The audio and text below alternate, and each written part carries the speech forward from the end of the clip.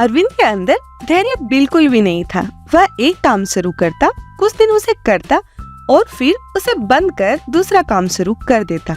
इसी तरह कई साल बीत चुके थे।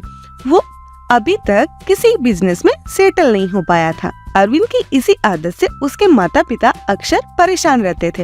वे जब भी उसे कोई काम छोड़ने की वजह पूछते तो वह कोई न कोई कारण बता खुद को सही साबित करने की कोशिश करता। अब अरविंद के सुधरने की कोई उम्मीद नहीं दिख रही थी कि तभी पता चला शहर के बाहर कुछ दूर एक आश्रम में बहुत पहुँचे हुए महात्मा आए हुए हैं। दूर दूर से लोग उनके प्रवचन सुनने आते हैं। एक दिन अरविंद के माता पिता भी उसे लेकर महात्मा जी के पास पहुँच गए। उनकी पूरी समस्या सुनने के बाद उन्होंने अगले ही दिन सुबह सुबह अरविंद को अपने पास बुलाया। अरविंद को ना चाहते हुए भी भोर में ही गुरुजी के पास जाना पड़ा। गुरुजी उसे एक बगीचे में ले गए और धीरे धीरे आगे बढ़ते हुए बोले, अरविंद तुम्हारा पसंदीदा फल कौन सा है? अरविंद ने बोला, गुरुजी मुझे आम बहुत पसंद है। ठीक है अरविंद, जरा वहाँ रखी टोकरी में से कुछ आम की गुठलियाँ निकालना और उन्हें यहाँ जमीन में गाड़ देना। अरविंद को ये सब कुछ अजीब लग रहा था, लेकिन गुरुजी की बात मानने के अलावा उसके पास कोई दूसरा रास्ता नहीं था। उसने जल्दी से कुछ गुठलियाँ उठाई और फावड़े से जमीन खोद उसमें गाड़ दी। फिर वे अरविंद को लेकर वापस आश्रम चले गए। करीब आधे घंटे बाद वे अरविंद से बोले, जरा बाहर जाकर देखना उन गुठलियों में से फल निकला कि नहीं।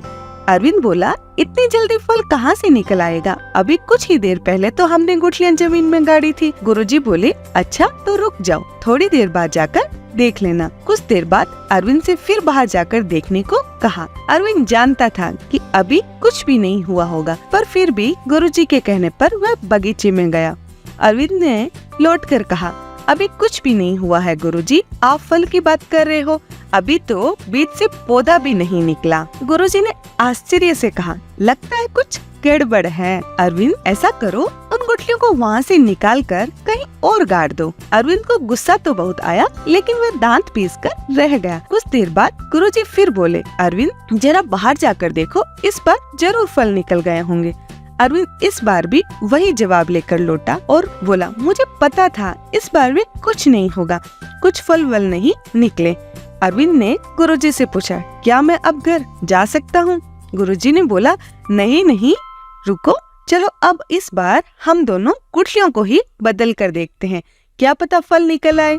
इस बार अरविंद ने अपना धैर्य खो दिया और बोला, मुझे यकीन नहीं होता कि आपके जैसे इतने महान गुरु को इतनी छोटी सी बात समझ नहीं आती कि कोई भी बीज लगाने के बाद उसमें फल निकलने में समय लगता है। आपको बीज को खाद पानी देना पड़ता है, लंबा इंतजार करना पड़ता है, तब कहीं जाकर फल मिलता है हमें। गुरुजी मुस्कुराए और बोले, अरविंद यही बात तो मैं तुम्हें समझाना चाहता हूँ। तुम कोई काम शुरू करते हो, कुछ दिन मेहनत करते हो, फिर सोचते हो प्रॉफिट क्यों नहीं आ रहा, इसके बाद तुम किसी और जगह वही या कोई नया काम शुरू करते हो, इस बार भी तुम्हें रिजल्ट नहीं मिलता, फिर तुम सोचते हो कि ये धंधा ही बेकार है। एक बात समझ लो, जैसे आम की गुठलियाँ तुरंत फल नहीं दे सकती, वैसे ही कोई भी कार्य जब तक अपने मन के मुताबिक फल नहीं दे सकता, जब तक तुम उसे पर्याप्त समय और पर्याप्त मेहनत नहीं देते।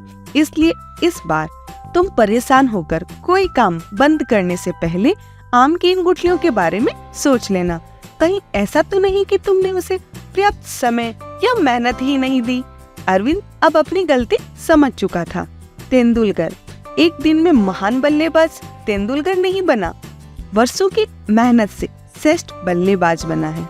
अरविंद ने भी मेहनत और धैर्य के बल पर जल्दी ही एक नया व्यापार खड़ा किया और एक कामयाब व्यक्ति बना। आप सबको ये कहानी कैसी लगी, प्लीज मुझे कमेंट करके बताइए। मिलते हैं फिर एक नई कहानी के साथ। Please comment, share and subscribe to channel.